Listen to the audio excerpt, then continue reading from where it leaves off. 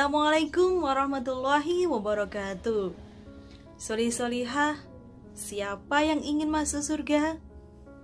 Ustadzah yakin kalian semua tentunya ingin masuk surga. Begitu juga dengan Ustadzah. Solih-solihah, beberapa hari ini Ustadzah kelas 6 menyampaikan taujih tentang 10 sahabat yang dijamin surga oleh Allah Subhanahu wa Ta'ala. Bagaimana jika kalian yang mendapat jaminan itu? Tentu sangat senang luar biasa. Namun tentunya banyak perjuangan untuk Islam ini sehingga Allah memberi jaminan para sahabat Rasulullah tersebut surga. Kali ini Ustadzah Zeri akan bercerita tentang kisah sahabat Utsman bin Affan. Ada yang tahu kira-kira peninggalan Utsman sampai sekarang yang masih tersisa itu apa? Ya, salah satunya yaitu sumur Utsman yang sekarang masih mengalirkan airnya dan digunakan untuk pengairan di Madinah. Solih-solihah, bagaimana cerita tentang Utsman ini? Semoga bisa menginspirasi kalian semua. Selamat menyimak. Utsman bin Affan dikenal sebagai laki-laki yang baik hati. Ia berasal dari keluarga yang kaya. Meski demikian, ia tidak sombong. Kelembutan hatinya tercermin pada sikapnya. Ia adalah seorang yang sangat dermawan, suka menolong sesama, dan sangat pemalu. Suatu ketika, Utsman berkunjung ke rumah Rasulullah. Ketika Umar berkunjung, betis Rasulullah dibiarkan terbuka. Namun begitu Utsman datang, Rasulullah langsung menutup betisnya dengan kain celananya. Setelah menyelesaikan keperluannya, Utsman pun pulang. Aisyah bertanya kepada Rasulullah, "Ya Rasulullah, mengapa saat Umar datang betismu terbuka, tetapi saat Utsman datang betismu engkau tutup?" Rasulullah pun menjawab, "Karena Utsman sangat pemalu." Utsman bin Affan adalah seorang hartawan. Jumlah kekayaannya sangat melimpah. Meski demikian, ia tidak pelit. Meskipun kaya, ia tidak menampak-nampakkan kekayaannya. Ia suka tampil sederhana. Orang-orang Mekah sangat menghormatinya.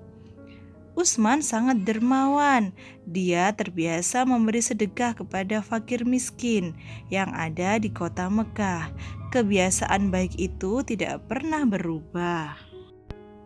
Utsman menjadi menantu Rasulullah untuk kedua putrinya, yaitu Ruqayyah dan Ummu Kulsum.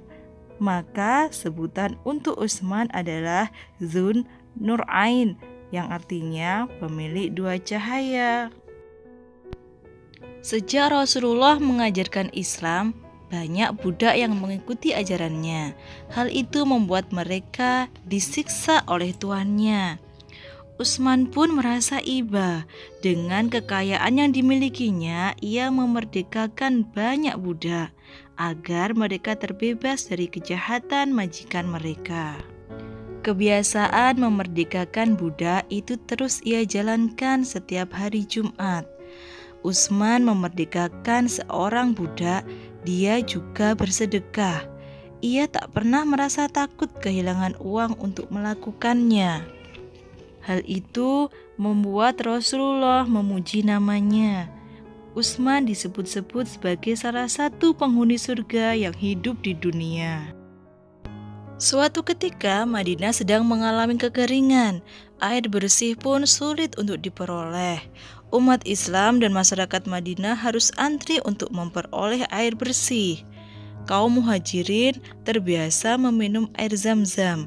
Di Madinah, air sumur yang rasanya seperti air Zam-Zam adalah air di sumur Raumah. Tapi sumur itu adalah milik seorang Yahudi.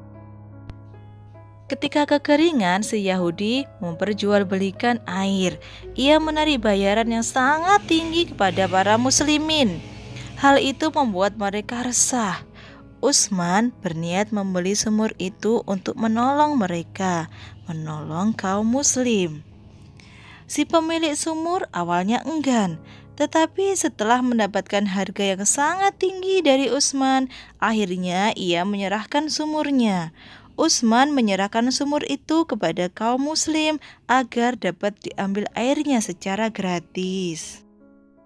Sejak saat itu, kaum muhajirin dan masyarakat Madinah bersuka cita. Mereka dapat mengambil air sumur dengan gratis. Hingga hari ini, sumur peninggalan Utsman itu pun masih ada. Pada masa Khalifah Umar pernah terjadi paceklik. Banyak petani gagal panen gandum dan kurma, sehingga persediaan makanan menipis. Warga Madinah terancam kelaparan. Suatu hari puluhan unta yang membawa karung berisi bahan makanan datang ke Madinah. Rupanya itu adalah milik Utsman bin Affan. Bahan makanan itu kemudian dimasukkan ke gudang. Melihat hal itu, para pedagang Yahudi berdatangan. Mereka ingin memborong bahan makanan milik Utsman tersebut. Mereka menawar dengan harga yang sangat tinggi. Utsman minta mereka membayar 10 kali lipatnya. Mereka tak sanggup. Utsman pun berkata, Allah lah yang sanggup membeli ini dengan harga 10 kali lipat. Maka makanan ini aku sedekahkan di jalan Allah. Aku berikan seluruhnya kepada fakir miskin.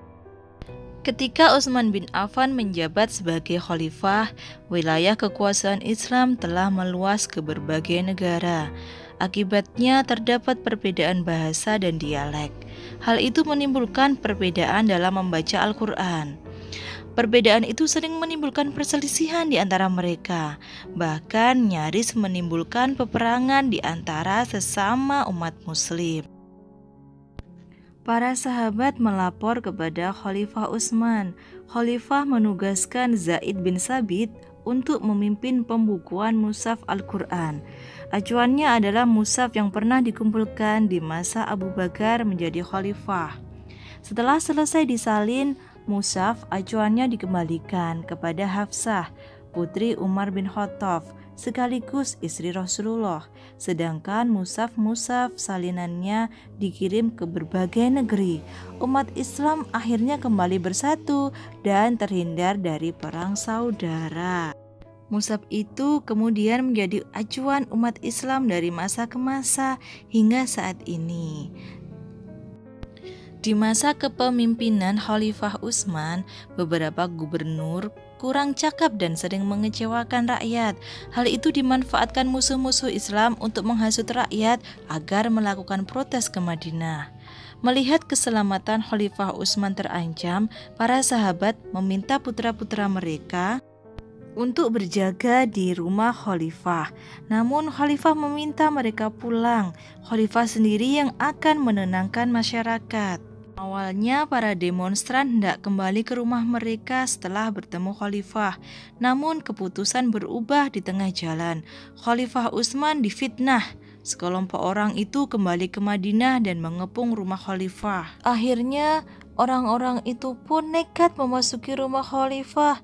Mereka berbuat jahat kepada Khalifah Utsman hingga beliau pun meninggal dunia.